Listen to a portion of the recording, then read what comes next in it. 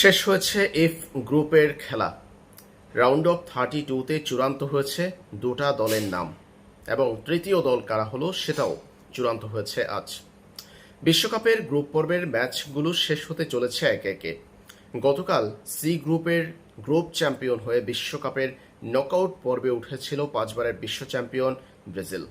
এরপর ব্রাজিলের অপেক্ষা ছিল এফ গ্রুপে গ্রুপ চ্যাম্পিয়ন কিংবা রানার্স আপ কে হচ্ছে সেই বিষয়ের জন্য।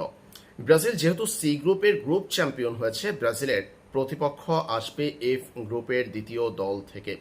এফ গ্রুপে যারাই রানার্স আপ হবে তারাই ব্রাজিলের প্রতিপক্ষ হবে রাউন্ড অফ 32-তে। ফিফার পথ বলছিল এমনটা। এবার সেটা চূড়ান্ত হয়েছে এফ গ্রুপের ম্যাচগুলো শেষ হওয়ার মধ্য দিয়ে।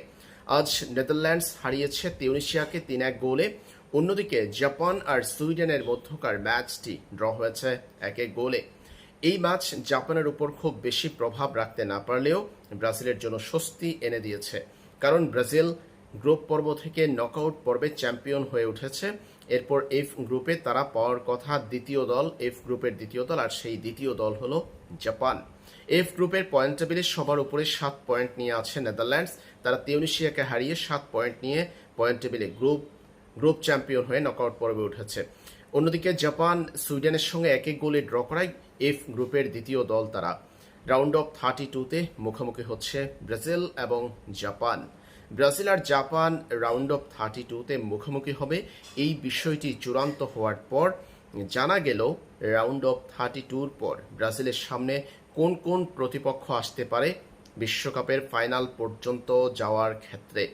যেহেতু নকআউট পর্ব চূড়ান্ত হয়েছে, তাই এখন বলা যাচ্ছে ব্রাজিলের সামনে কোন কোন প্রতিপক্ষ আসার সম্ভাবনা আছে বিশ্বকাপের ফাইনালে যাওয়ার পথে। সেই ক্ষেত্রে ব্রাজিলকে কিছুটা বাধার মুখে পড়তে হবে কোয়ার্টার ফাইনাল, রাউন্ড অফ 16 এবং সেমিফাইনালে। ফাইনালের আগ পর্যন্ত ব্রাজিলের বিপক্ষে মুখোমুখি হওয়ার কথা নয় স্পেন, ফ্রান্স এবং জার্মানির। 4 বারের বিশ্ব চ্যাম্পিয়ন জার্মানি, 2 বারের বিশ্ব চ্যাম্পিয়ন ফ্রান্স, 1 বারের বিশ্ব চ্যাম্পিয়ন স্পেনের বিপক্ষে কেবলমাত্র ব্রাজিল মুখোমুখি হবে ফাইনালে। যদি তারা এবং ব্রাজিল ফাইনালে উঠতে পারে, তারপর এই দলের বিপক্ষে ফাইনালেই মুখোমুখি হবে। এই দলের একটি ফাইনাল উঠবে, সেই একটার বিপক্ষে মুখোমুখি হতে পারে ব্রাজিল কেবলমাত্র ফাইনালে। ব্রাজিলের বিপক্ষে ফাইনালের আগে দেখা হতে পারে ব্রাজিলের চিরপ্রতিদ্বন্দ্বী আর্জেন্টিনার, সেটা সেমিফাইনালে। ব্রাজিল আর্জেন্টিনার সুপার ক্লাসিকো আমরা দেখতে পারবো সেমিফাইনালে। এর আগে ব্রাজিলের মুখোমুখি হবে নরওয়ে, ইংল্যান্ডের মতো দলগুলো।